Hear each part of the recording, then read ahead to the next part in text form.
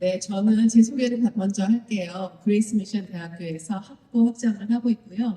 여러 가지 언어 트랙이 있는데 그 트랙을 슈퍼바이저 하고 있습니다. 이번에 왜 이런 뜬금없는 세대 통합 예배라는 것을 가지고 왔는지 여기에 대해서 설명을 드릴게요. 어, 그리스 미션 대학교에서 연구 제의를 받았습니다. 릴리 인데어먼트라는 곳에서 이런 연구를 한번 해봐라라고 제안을 해줬는데요. Nurturing Children Initiative, 줄여서 NCI라고 하는 프로젝트를 제안했어요. 어떤 내용이냐면 아이들이 하나님을 알고 사랑하고 믿음 안에서 자라게 하는 것을 목표로 Intergenerational Worship을 연구해봐라. 이런 것을 줬어요. 그래서 저희가 이것을 처음으로 접한 거예요. 세대 통합 예배라고 번역을 했습니다. 그래서 세부 프로젝트로 아이들이 부모님 또 조부모님 세대와 함께 예배를 드리고 기도하는 것, 그리고 장애아들을 포함한 모든 아이들이 함께하는 예배, 그리고 세 번째로 다양한 감각을 사용해서 경험하는 예배, 그리고 네 번째로 실생활에서 실천되는 믿음, 요 네 가지 하나 프로젝트를 가지고 이 연구를 저희가 제안을 받은 거예요. 그래서 시작은 저도 워킹으로 시작한 거예요. 조금 전에 김효선 교수님 말씀하신 것처럼 연구 프로젝트에서 너희들이 한번 한인 이민교회 컨텍스트 안에서 그레이스 미션 대학교가 어떻게 하면은 아이들이 어른들과 함께 예배를 드리면서 믿음 안에서 성장할 수 있을까를 연구해라. 그런데 거기에 그 아이들에는 장애아를 포함하는 것으로 연구가 시작이 된 거죠. 그래서 저는 아웃사이더 입장에서 이제 장애인들의 예배를 보기 시작한 겁니다. 그래서 남가주에서 이루어지고 있는 장애 사역을 연구를 했어요. 첫 번째로 현재 남가주에서 전남 사역자를 두고 사역을 하고 있는 교회들을 세어보았더니 21개 교회, 전체 교회의 수는 KCM USA에서 지금 자료를 모으고 있는데요. 600에서 650개로 추산을 합니다. 그러면 600에서 650개의 한인 이민교회 중에서 사역자를 두고 장애 사역을 하는 교회가 21교회라면 3.5%예요. 100교회 중에서 3개 교회 내지 4개 교회가 장애 사역자를 두고 사역을 하고 있고요. 어린 아이들이 예배를 드릴 수 있는, 어린 아이들 대상으로 하는 장애 예배가 있는 곳은 더 적어서 9개 교회예요. 그러면은 어린 아이들을 둔 부모님들이 교회 문을 두드려서 우리 장애를 가지고 있는 우리 아이가 예배를 드릴 수 있는가를 봤을 때 사역자를 두고 이 아이들을 어서 오십시오 하고 웰컴할 수 있는 교회는 100교회 중에서 1교회 내지 2교회입니다. 나머지는 그럼 어떻게 할까요? 우리는 전담 사역자가 없어요. 장애 어떻게 해야 될지 몰라요. 다른 교회 한번 찾아보세요. 여기 큰 교회는 장애사역부가 있으니까 거기로 한번 가보세요. 이렇게 되는 거죠. 그런데 그러면은 그런 곳에 가면은 그럼 장애 아이들이 예배할 수 있느냐? 장애사역부가 있는데 장애사역의 역사만큼 그 멤버들이 그대로 자라서 성인들이 같이 예배를 드리고 있는 거예요. 그러니까 아이들이 가서 봤을 때 성인들이 있으니까 부모님들 마음에는 여기는 위험해 보여. 아이들이 여기 어른들 사이에 있다가 힘들 것 같아. 그래서 결국은 장애아를 둔 부모님들이 한인교회에 가지 못하고 있다. 이 현실을 제가 작년에 이렇게 컨퍼런스도 오고 그다음에 교회들 사역자들을 면담하고 그리고 Being Built Together 백진수 대표님 인터뷰하면서 발견을 하게 된 거죠. 그래서 발달 장애인의 수는 인종별 발달 장애인 비율하고 한인 인구수를 고려할 때 7,000명이라고 얘기해요. 이거는 이제 한인들이 보통 내 자녀가 장애가 있다 이런 것도 보고 잘 안 하잖아요. 어디에 가서 장애가 있다는 것을 잘 드러내지 않기 때문에 이 숫자보다 더 되리라고 생각을 하지만 현재 추산하는 것은 7,000명 정도라고 한다면 그 가정은 한 7,000 가정이 갈 곳이 없다는 거죠. 교회에 갈 곳이 없어요. 그래서 결과적으로 봤을 때 장애인 사역을 하고 있는 교회도 장애 아들이 갈 만한 들이 별로 없고 보통의 교회는 준비가 되어 있지 않다. 우리는 장애 사역자를 가지고 있지 않다라고 해서 다 외면하는 현실이 되었다는 거죠. 그렇다면 우리는 어떻게 해야 될까? 장애 사역자 훈련을 각 교회에서 평신도회 중에서 헌신하는 분들, 마음이 하트가 그곳에 있으신 분들이 훈련을 받아서 이런 기회에 와서 훈련을 받아서 이것을 해나가야 된다는 것이고요. 장애아동 대상 예배를 준비할 필요가 있다라고 생각을 했습니다. 그런데 미랄에서 예배를 드리고 있는데 장애인들이 주관하는 예배를 계속 보았어요. 1976년 역사와 함께 계속해서 들어왔는데 장애인들이 예배를 리드를 하는 거예요.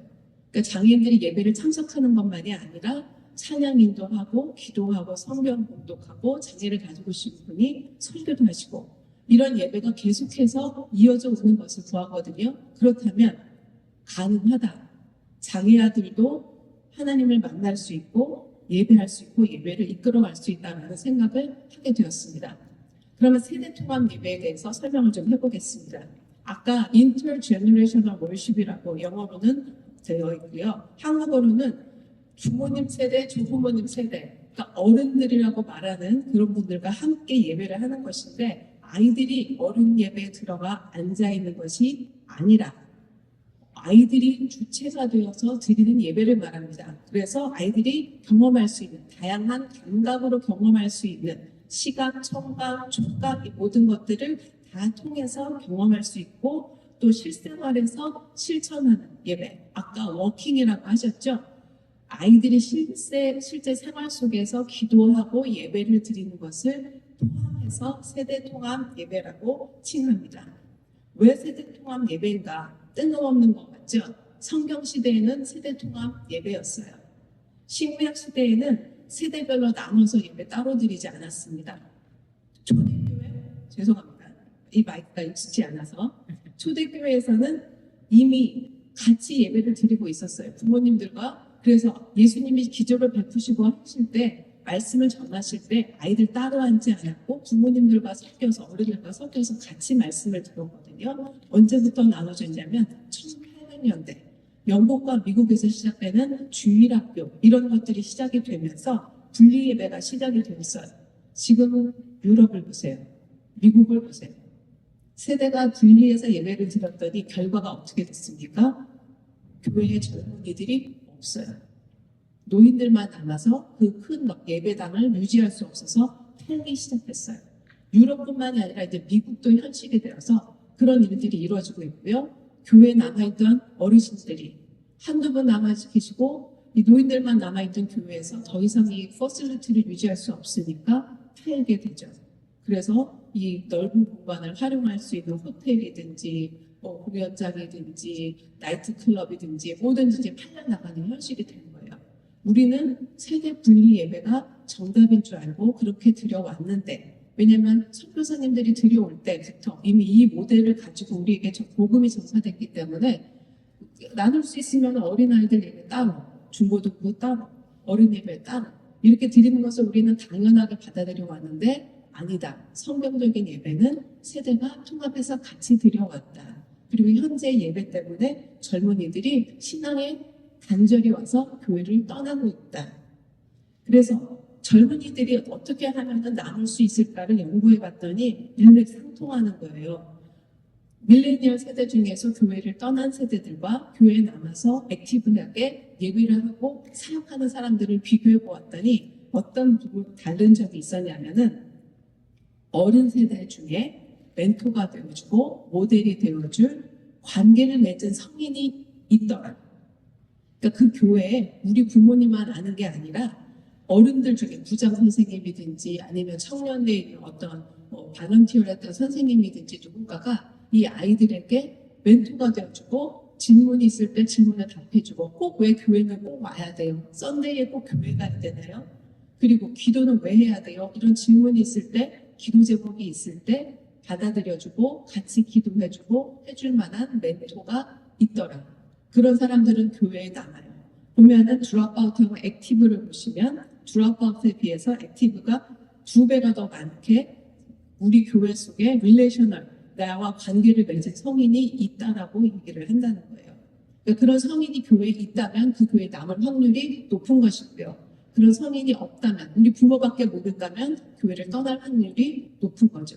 지금 현재는 교회가 커지면 아이들과 어른들이 같이 만날 수가 없어요. 파킹랏에서 헤어져서 아이들은 아이들대로, 어른은 어른대로 가게 되면 같이 어떻게 어른들이 예배를 드리는지 알지도 못하고 잘하다가 어른 예배를 갑자기 가려고 하면 너무나 스타일이 달라요. 아이들은 흥미롭게 재밌게 미국 문화 스타일로 이렇게 예배를 준비했는데 어른들은 엄청 크게 아무 소리도 내면 안 되고 앉아서 예배를 드려야 되는 스타일이 너무나 다르다 보니까 나는 이제 고등학교 지나서 대학교 가면은 부모님하고 떨어지면 교회를 더 이상 안 가고 가더라도 미국 교회 가고 뭐 이렇게 에이시안 멀타이 에트닉 교회를 간다든지 하지 한국 교회는 안 가요. 장로님들이 너 왜 인사 안 하냐? 너는 요즘에 왜 부모님 말 안 듣냐? 어차피 뭐 우리 집 얘기를 어디 가서 하셨는지 뭐 어른들은 날 보고 혼내기만 하고 EM 패스터가 됐어요. 그 교회에서 잘하는 패스터 됐는데 반말 씁니다. 장로님들이 어쩌고 저쩌고 막 그 애들이 그래서 되겠어 이러면서 막 요구하는 것 많으면서 너무 사역자도 힘들고 청년들도 힘들어요. 그러니까 교회에 안 남는 거예요. 그래서 이 사람들을 품으려면은 세대 통합 예배를 드려라라고 이 연구가 시작이 된 거죠. 그런데 많은 결과물들이 얘기합니다. 세대 통합 예배를 드릴 때 어른들과 관계를 맺기 시작하고 어른들이 아이들을 보면서 어느 집사님네 누구 어제 오늘 기도했지 그러면서 지나가면서 이야기도 하시고 쓰다듬어 주시기도 하시고 서로가 알게 된다는 좋은 점이 있더라. 그러면 왜 장애아들이 세대 통합 예배를 드려야 되는가? 예배 드리기도 힘들잖아요. 장애아들 데리고 아이들 예배에 같이 들어가는 또 힘든데 어른들이 앉아 계신데 같이 예배를 드리라고 하니 이것은 거의 불가능한 얘기를 하는 것 같아 보입니다. 그런데 예수님 시대를 생각해 보세요. 병든 아이들을 데리고 왔을 때 그 아이들 다른 곳에서 따로 예배 드렸을까요? 부모님이랑 같이 왔을 거고 그러니까 예수님이랑 같이 말씀 드릴 때 같이 있었을 거고 그러니까 병든 자들을 고치실 때 그 아이들도 고침을 받았을 거라는 거죠. 장애아들도 하나님의 형상을 따라 창조되었습니다. 충분히 영적인 역량이 있고 영적 성장이 필요합니다. IEP 할 때 여러 가지 각 분야의 발달에 관해서 계획을 하지만 spiritual development, 영적인 발달에 관해서는 안 하죠. 교회에서는 합니까? 교회에서는 이 아이들이 철저히가 없어요. 우리는 장애아들의 영적 발달에 관해서 믿음의 성장에 관해서 우리가 신경 안 쓰면 누가 신경을 써주겠습니까? 교회에서 사역자들이 우리들이 신경 써줘야 되거든요. 마태복음 18장 12절에 보면 잃어버린 한 마리의 양 위에서 99마리를 버려두고 찾으러 간 목자의 모습이 나옵니다. 예수님이 바로 이런 잃어버린 양과 같이 교회에서 잃어버린 장애 가정을 바라보고 계시고 부르고 계십니다. 여러분들이 사역하고 있는 그곳에서 만나는 그 아이들과 그 가정들이 바로 잃어버린 양이라고 생각하시면 됩니다. 이미 학교와 사회에서는 통합교육이 실천되고 있고요. 교회도 알기는 알아요. 근데 힘든 것은 적용이 어렵기 때문입니다. 함께 예배드리는 것이 힘들죠. 그러면 장애아 통합교육을 한번 벤치마킹을 해봅시다. 장애아 통합교육에서는 장애아나 비장애아나 여기에서 혜택을 받는다라고 얘기해요. 장애아는 물론 비장애아가 어떻게 행동하는지를 보면서 배우겠지만 비장애아가 무슨 혜택이 있을까요? 교육과정과 교수 방법에 관해서 신중한 배려를 가지고 플랜을 합니다. 그래서 일반 아동들의 발달과 행동적 측면에서도 더 어드밴스 되는 것을 보여준다고 합니다. 그리고 장애에 대해서 긍정적인 태도를 보여주고 상호작용이 촉진이 되고요. 그래서 일단 장애에 대한 올바른 인식, 어렸을 때부터 장애아들에 대해서 문턱이 낮아지고 사회적 통합을 하는데 촉진이 돼요. 학교에서는 이것을 하고 있는데 교회에서 못하고 있다는 것이죠. 그래서 어떻게 하면 이 통합교육을 활용해서 장애아들과 함께 세대 통합 예배를 드릴 수 있을까? 첫 번째로 물리적, 사회적, 시간적 환경을 수정을 하고요. 그 다음에 교육적 방법을 수정하는 것을 생각해 볼 수 있습니다. 장애아를 고려한 사역 수정에서는 첫 번째가 환경을 구성을 할 때부터 여기 들어오는 입구라든지 장애아들이 앉을 수 있는 책상, 별상이라든지 이런 모든 조건에서 아이들을 위한 환경 지원을 하고요. 사용할 수 있는 자료들도 장애아들이 사용할 수 있는 그런 자료들로 다시 한번 머디피케이션을 해야 되고요. 활동을 단순화해서 아이들이 할 수 있도록 세분화 시켜주고요. 아동 선호도를 파악해서 그것을 반영하고요. 특수 장비가 필요하다면 그것들을 활용할 수 있도록 준비하고요. 성인과 또래가 지원을 하고 그 외에 보이지 않는 교회 지원도 필요합니다. 물리적 환경을 보시면 첫 번째로 안전이 가장 중요하죠. 문이나 경사로 화장실, 책벌상 이런 것들이 아이들이 들어와서 장애를 가지고 있는 아이들이 와서 움직일 수 있고 못 가는 곳이 없도록 실내나 실외 전체 접근 가능성을 높여줘야 되겠고요. 휠체어나 스탠더 같은 보조 도구를 사용해서 앉을 수 있도록 설 수 있도록 충분한 공간을 확보해 주어야 됩니다. 반응적인 환경을 마련해 주어서 아이들이 다음 것이 무엇인지 이곳에서 어떤 행동을 해야 되는지 모든 것들이 예측 가능하면서도 즉각적인 피드백을 해주는 환경이 필요합니다.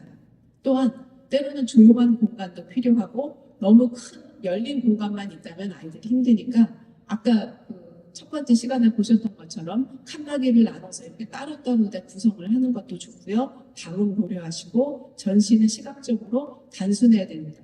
매번마다 달라지는 디스플레이가 아니라 단순해서 아이들이 시각적으로, 청각적으로 너무 큰 자극을 받지 않도록 도와주시고요. 시간표 예배 순서는 루틴이 반복되도록 해서 예측 가능하게 해주시고 변동이 있을 때는 미리 반복해서 설명하고 연습하게 합니다. 글을 읽을 수 없는 유아들을 배려해서 사진이나 아니면 기도하는 사진, 헌금하는 사진 이런 사진들을 찍거나 시간표를 만들어서 붙여주시면 아이들이 아니면 예배 순서지를 그렇게 만들어주시면 아이들이 이 다음에는 무슨 순서인지를 예측할 수 있기 때문에 조금 더 예배에 집중할 수 있게 됩니다. 또한 활동간 이동이 있을 때에는 개별 유아들의 장애 정도나 특성에 따라서 적절한 시간을 배정해 주시고 충분한 성인 인력을 배치해 주십니다. 이런 머디피케이션을 해주고 교육 방법에 수정을 할 때에는 주의 집중 및 동기 유발, 아이들이 어떤 데에 주의 집중을 잘하는지 그것을 보고 동기 유발을 해주시고요. 또래 아이들을 통해서 근접 발달 영역, 이거는 좀 어려운 말이지만 아이들이 또래들이 하는 것을 보면 자기 혼자서는 못하지만 또래가 하는 것을 보면은 조금 더 할 수 있는 그런 거기까지가 근접 발달 영역이라고 하거든요. 그런 것들을 활용하시면 피어 서포트를 받을 수 있습니다. 반복과 규칙적인 일과 과제 분석에 대한 단계적인 교수, 유아와 적절한 의사소통, 문제 행동의 예방 이런 것들이 이제 통합 교육에서 활용하고 있는 내용들입니다. 그래서 장애 유아가 무엇을 좋아하는지, 어떤 것을 할 때 가장 집중을 잘하는지 이거를 빨리 파악하셔서 그것을 가지고 아이들을 말씀을 전하실 때 활용하시면 학습의 효과가 최대가 될 수 있고요. 또래 친구가 적절한 지원을 할 수 있도록 아이들과 같이 버디를 같이 연결해 주시면은 아이들이 서로 도와줄 수 있고 서로 돕고 도우며 받으면서 서로가 배울 수 있습니다. 가르칠 때 가장 많이 배우거든요. 그래서 가르칠 수 있는 아이들이 있다면 그 아이들도 더 잘 배울 수 있고요.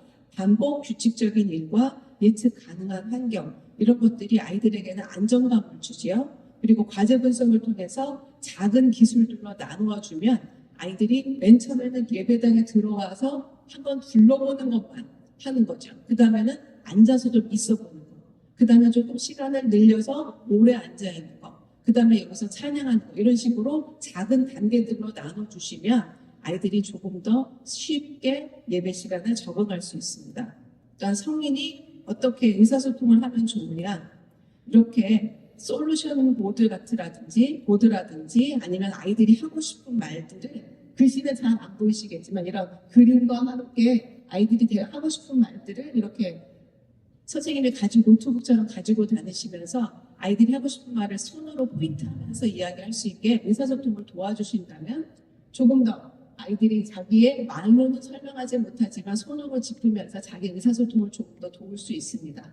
그래서 예배 시간에 화장실에 가고 싶다든지 어떤 일들이 있을 때 의사소통할 수 있는 방안을 마련해 놓으시고 활용하신다면 조금 더 커뮤니케이션이 쉬워질 수 있습니다.